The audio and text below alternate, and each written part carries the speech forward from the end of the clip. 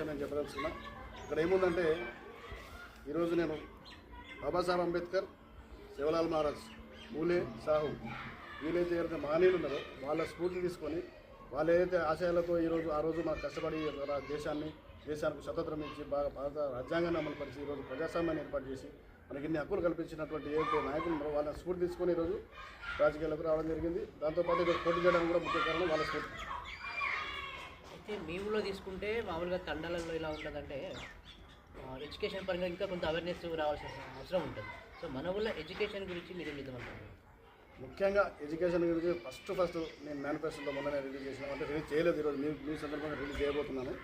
అయితే ఇందులో మనం ఈ తండలో ఉన్నటువంటి మెయిన్ సమస్యలతో పాటు ఒక 5వ సమస్య నేను ఇక్కడ తీసుకున్నా. మీరు చెప్పిన అంశమే నా సొంత స్థలంలో ఒక 2 రూమ్లు క్లాస్ రూమ్ ఏర్పాటు చేసి పిల్లలకు 1వ తరగతి నుంచి 10వ తరగతి పిల్లలకు ఉచితంగా ట్యూషన్లు కానీ శిక్షణ కార్యక్రమాలు, అంటే ఇప్పుడు నవోదయ కానీ గురుకులాలు కానీ స్పోర్ట్స్ కానీ నవోదయ ఇప్పుడైతే కేజీబీలు కానీ సైనికులు కానీ ఇట్లా సీట్లు రావాలంటే ఎంతో కొంత నైపుణ్యం ఉండాలి, ఎంతో కొంత కోచింగ్ ఉండాలి వాళ్ళకు.